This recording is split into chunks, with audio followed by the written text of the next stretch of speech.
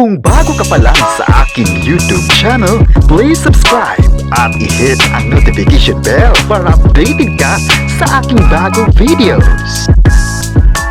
Kim Pao, may aabangan. Mga fans, may kanya-kanyang hula na. Ang buong detalye, alamin.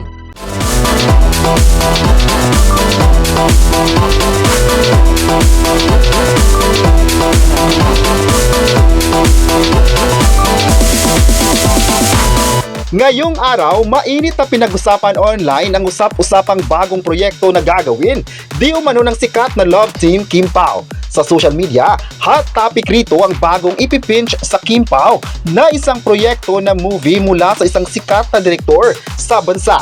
Ang movie na ito ay posibleng maipapalabas sa susunod na taon at ngayon pa lang ay excited na ang mga fans na umaasang matutuloy ito. Marami na agad mga fans ang gigil na gigil nang malaman kung anong proyekto ito dahil alam ng lahat kung gaano kagaling ang Kim Pao sa mga proyekto. Maliban sa series na The Alibi ay grabe na talaga ang pagtitiwala ng tao at maging ang mga producers na hanggang bigyan ng project ang dalawang sikat na artist na sina Kim Chiu at Paolo Abilino. May nagsabi naman na iba talaga ang galing ng Kim Pao dahil mula noon at hanggang ngayon ay patuloy na sinusuportahan ng Kim Paolandia ang mga aabangang series at movies. May netizen naman na nagsabing deserve talaga ng Kim Pao na mabibigyan ng mga di-kalibreng projects dahil nga sa mataas na demand ng Kim Pao sa ngayon ay patuloy pa rin talagang pinag-uusapan ang kanilang mga TV projects. Kaya isa ito sa mga dahilan kung bakit hanggang ngayon ay marami sa mga direktor ang gustong makatrabaho sina Kim at Paolo. Kung matutuloy na nga ang movie na ito ay isang pasabog para sa mga fans dahil parang isang action movie ang susunod na gagawin ng dalawa. Marami kasi sa mga fans ang nagsisigaw na sana magkakaroon ng Kim Pao ng action serye para makikita nila kung gaano sila magta-transform mula sa pagiging drama queen at king ay mapapasubok sa intense na eksena na talagang ikakagulat ng mga fans. Marami naman kasi ang proud sa ipinakitang husay sa mga proyekto na kanilang ginawa under ABS-CBN. Ayon pa sa ilang malalapit na kaibigan ng Kim Pao, ang susunod na proyekto na gagawin ng dalawa ay posibleng kakaiba sa mga ginawa nila dati. May chika pa ngayon na ang movie na ito ay isang remake mula sa isang sikat na palabas noon na action din ang tema. May nagsabi naman na bagay naman ang Kim Pao sa mga malalaking movie dahil may magandang chemistry naman silang dalawa at lalong-lalo na ang dalawang sikat na actors na ito ay kayang-kaya mga matitinding eksena. May nagsabi naman ngayon na hindi raw bagay ang Kim Pao sa mala-aksyon na serye dahil kadalasan sa mga ginawa nila ay drama. Sa komento naman ito ng isang basher ay inulan ng samot-saring pahayag. Ayon pa nila, mali ang basher na hindi bagay ang Kim Pao sa action dahil kitang-kita naman kung gaano mas nag-level up ang kanilang tandem. Kung saan makikita talaga ng mga fans na meron pa silang maibubuga pagdating sa acting. Isang versatile actors ang dalawa kaya dapat abangan ng mga susunod na proyekto sa ABS-CBN at ang usap-usapang movie na ito sa taong 2026. May nagsabi naman na sana matutuloy na ang action series na ito para mas mapapanood pa nila ang idol nila na Kim Pao sa big screen.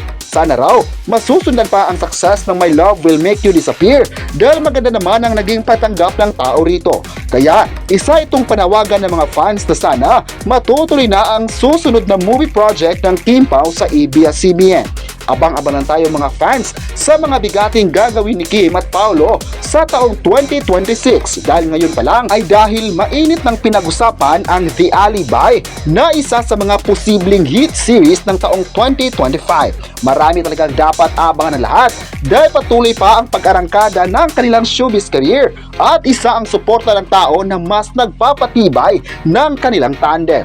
Ngayong umaga ay trending pa rin ang Kim Pao sa social media kaya patuloy lang natin silang aabangan at ipaglaban mga kapresko. Sa kabilang banda naman ay solid din ang love at support ng ABS-CBN para sa Kim Pao ngayon.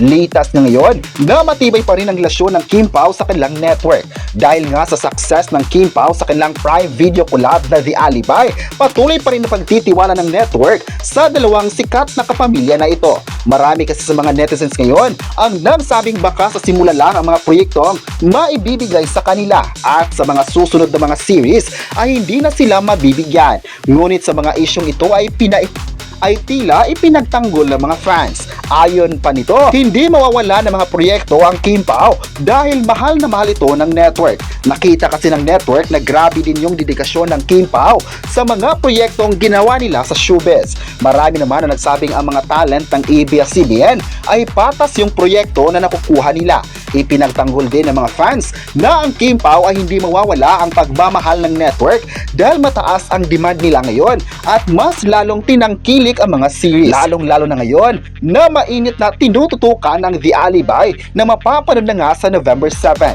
Grabe naman din ang suporta ng network sa Kim Pao. Maalalang nitong nakaraan ay inihayag ng mga boss ng ABS-CBN na marami pa silang ibibigay na pasabog sa mga fans.